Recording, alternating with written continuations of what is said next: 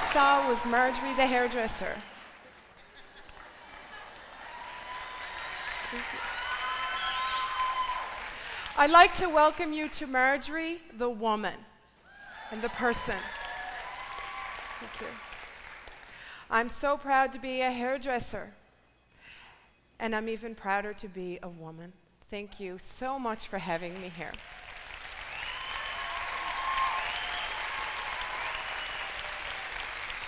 Thank you. If you can allow me to tell you a little bit about myself, I come from Newfoundland and Labrador in Canada, which is a small fishing community. And within that province, there's a small island called Bell Island. That's where I grew up. I grew up with my 10 siblings and my parents in a 3-bedroom bungalow. In that little small house, 1 bedroom slept my parents, 1 bedroom slept my 4 brothers, and the last bedroom slept 7 girls. And in the corner of that bedroom, there was 1 dresser. And in that 1 dresser, there was 1 drawer. And that 1 drawer held all my worldly possessions at age 17. You see, we were a family of very limited means, very limited resources.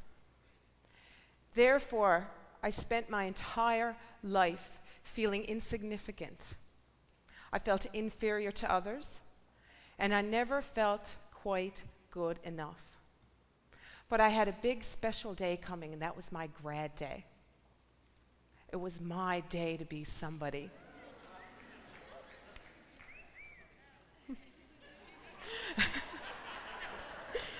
I should not look up there.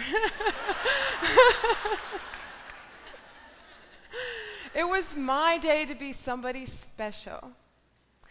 And my mom gave me $30 for my grad dress, which at that time amounted to about $10 US.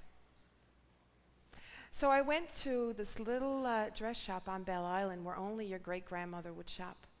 But luckily for me, in the back room, I found this gorgeous pink chiffon dress. And when I put it on, I felt like a movie star. And I said, yes, I will be somebody special. And the much anticipated day came, my grad day. I had an appointment at the local beauty salon, first appointment ever. The only person ever done my hair at that time was my father.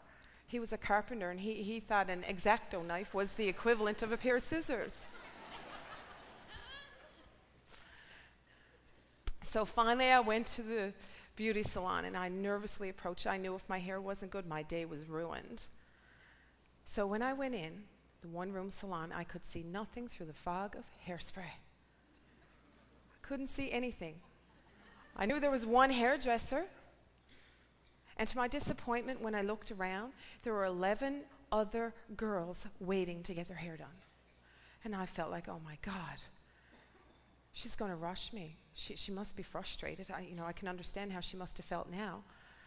But after waiting 3.5 hours, that woman sat me in her chair, and she treated me like I was the only person who existed. She did my hair with love in her hands and passion in her heart. And when she turned me around in the mirror, I couldn't believe it.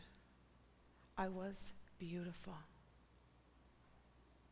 That evening, when I went into the gymnasium, I could hear everybody whisper, look, that's Marjorie Clarke. Isn't she gorgeous? I'm going to fast forward 20 years later. I'm at Mandalay Bay Resort and Casino in Las Vegas, Nevada. I'm a finalist for North American Hairstylist of the Year. Thank you.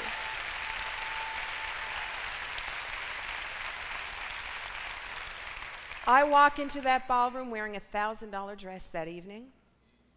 I felt significant. I felt good enough, and I earned the right to be in that room that night.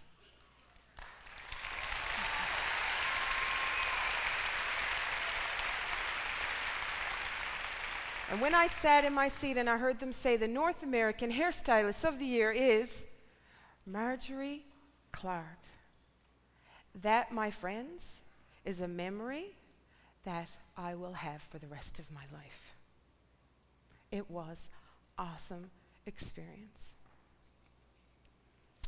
And when I finally got up from my seat after I was in shock, as I approached the stage, there was one thing going through my mind. It was that hairdresser from Belle Island. How she inspired me to be in Las Vegas that night, and how she inspired for me to be here with you today. That hairdresser in a little small community absolutely changed my life. And she gave me one thing, and I held on to it, and I'm going to share it with you. She taught me one thing, and that was you have to care about the impact you have on each and every person who sits in your chair every single day. Every day.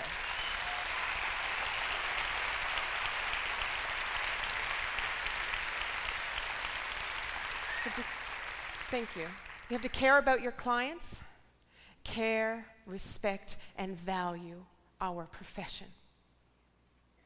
And in caring for your clients, I wanted to share a story with you about Holly. Holly was also graduating. She was a plain girl. She had blonde, frizzy hair.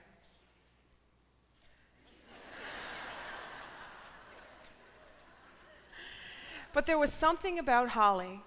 I made a proposition to Holly. I said, Holly, come into my salon 6 o'clock this Saturday, and I'll do your hair free of charge under one condition.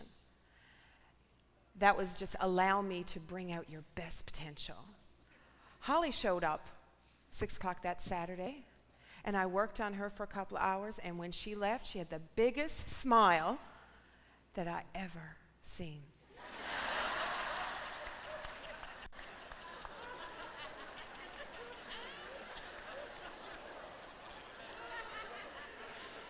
And you know, all of a sudden, Holly was the hottest chick in school.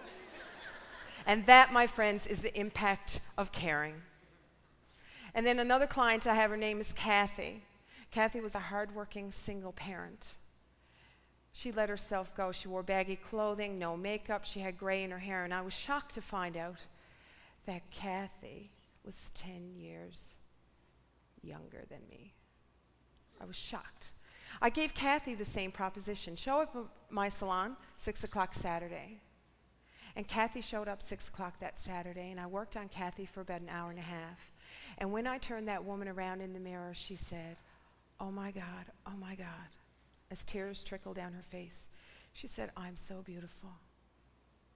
Those words meant a lot to me every single day. And that's why we're here.